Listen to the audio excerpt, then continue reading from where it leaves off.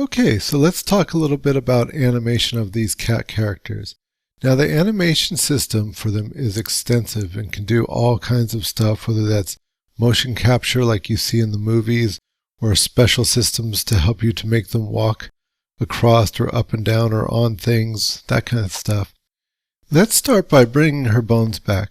So I'm going to go to the pelvis and select the child nodes and go ahead and turn them back on. Meanwhile, I'm going to select the envelope, in other words, her body, and I'm going to freeze that, or excuse me, not freeze it, but to go Alt X, it is already frozen. Okay, all good. Now, let's do what we'd normally do here. I'm going to rotate this around a little bit to get a better view. We're going to get her up out of her chair. We'll probably need more than 100 frames, so we'll change the frames on here. Okay, so remember down, down, down, down, down. Here's the time configuration. And I'm not sure exactly how many we'll need. Let's say 200. I'm just going to say OK. All right, so turn on my auto key, just like I did when I was recording Blocky. I've selected the pelvis, and maybe I'll start just by rolling her forward. Well, move this a little bit, move the slider. Rolling her forward. And wait a minute. She's not moving. How come? And there's no keyframe. Okay, like I was saying, animating these cat characters is just a little different. So I'm going to go undo in order to put her back in the same position. And I'll click off my auto key and just have nothing selected at all. Okay, we get to learn a new tab over here. Over in the command panel, you'll go from your Create tab, which is where you make things, to your Modify tab, and here you look at your parameters. You've got your Hierarchy tab, where you can mess around with the pivot. And then now finally the new one is this Motion tab. Okay, with any of these bones selected, we can then take a look at what we have over here. Now the very first thing in the rollout is not necessary for you guys to mess with, so I'd suggest just closing it up. Here's that triangle. You just close that up. Here's the part that you're really going to need. What we need to do is we need to create an animation layer. So down here, underneath this big open area, you'll see Add Layers.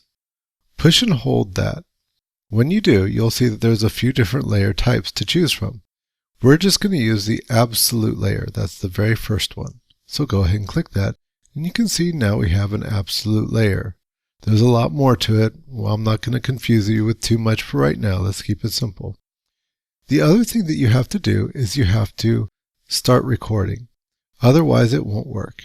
So just like before, if I had my auto key turned on and I went to do something, let's say grabbing this pad down here, I'll make that a little bit bigger so you can see it better, and moving it up, great, but just like before, there's no auto key being made. There's no keyframe being made. So anyways, once again, what you got to do is not only do you have to create a layer, but you got to turn it on. Now it should work. So as I go up like this, you'll see that it has created a keyframe for movement.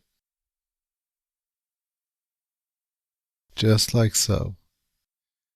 If I wanted to rotate that, you would see that it's also created a keyframe for rotation. So it's now both red and green. And there you go. It's just that simple. The only thing is that you have to remember this step of creating the absolute layer and then turning it on. Okay, good enough. I'm going to delete those. But I've got this layer made, and so now I'm going to take the pelvis here. And let's see, maybe rotating it, maybe even going all the way here to my left, viewport, I think what I'll do is I'm going to move this about a second and rotate her forward. And maybe a natural thing would be to rotate the head back, like so. And the arms probably also going forward. There we go. That seems pretty natural. Now let's go ahead and look at the other side here. And this arm here, we'll just make it maybe go down. Something like that maybe. So back to my perspective just to see how that's looking. Okay, looks all right there. So she's like that, and she comes like that. Alrighty, and so that was 1 second. In another second, so another 60 frames, we'll have her get up. So I think I'll go to my left hand view one more time, and this time, clicking on the pelvis, I will go straight up like this. Okay. And also with these platforms here, I think I'll rotate them down. Now, wait a minute. Before, we were doing everything on 30, and this is why it's such a good idea to do things at regular intervals. I think what I'm going to do is at 30, right here, I'm going to give these guys a little bit of a jig jog, right? And the pelvis too. So let me see, that was here. Oh, that was movement, but not rotation. So let's go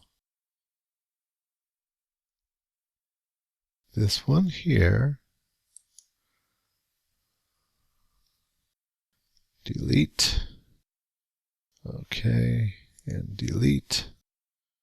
All right, so at 30, we had this one going this way, but we also had to move it a little bit with the motion. So once again, just give it a little jig jog. There it is, you see. And then now to my 60. Now I'll make it stand up. So you see we've got both a motion and a rotation on these keyframes. And just to keep that going, I think I'll give it just a little bit of a turn right here as well. Okay, so how's that looking? Not so bad. And like this. Except that she's up on her toes. So now let's take a look at this here. So here we've got a little bit of a movement, but of a rotation, but no movement. So I think I'm going to go ahead and give it just a little bit of a jig jog right there. And so then when I get to 60, I can rotate it down and maybe move her back down. Move that pelvis down a little bit too. And you'll notice that the legs are more bent, the bones are, than the actual body is. There's a reason for that, and basically so that we have control over this little band right here. It's like a rubber band. That's that inverse kinesthetic that I was talking about in the last one. Anyways, and that's what keeps it all working in the right direction. You don't want her legs flipping over the other way, for instance. Okay, so let's see. Okay, not too bad. Probably want to fix those toes because we had bent those up before. So I'm going to zoom in on the toes just a little bit and grab both of those. And they have no keyframe at all. But you know, it's one of those things where I don't think we're going to see it much. So just adding a little bit of a rotation, and what the heck, let's add a little bit of a motion right in here as well. That way, when I move it in the future, it'll really have it start right here.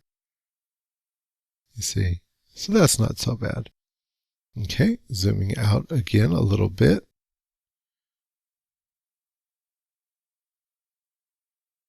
So she's getting up, and at this point, her arms maybe are going down a little bit.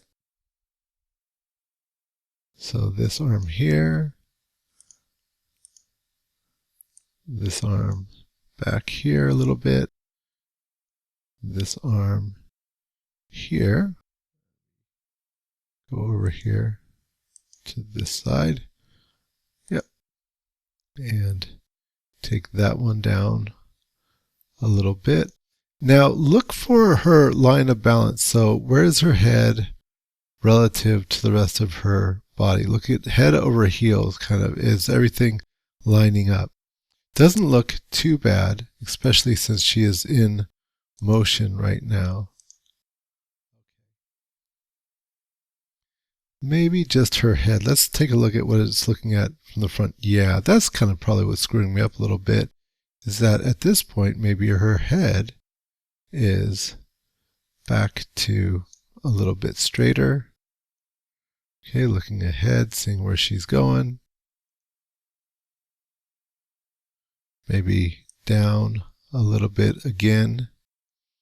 Maybe her chest is going to be back. Now, there's no keyframes on the chest, so let's see, that might look just fine, that little bit. Or it might be kind of awkward. Let's just see how that looks.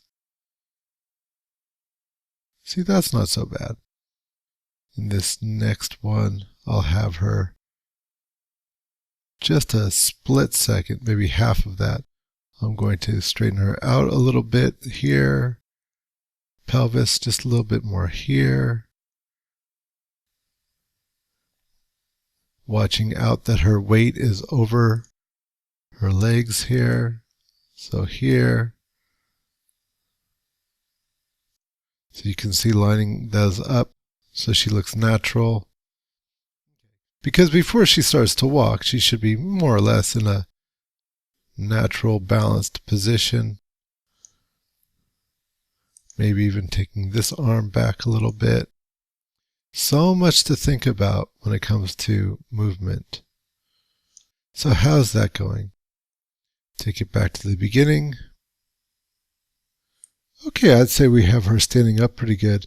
So that seems like a good stopping place. And in the next tutorial, we'll go ahead and get her walking for now. So go ahead and go to File and Save As. And I would say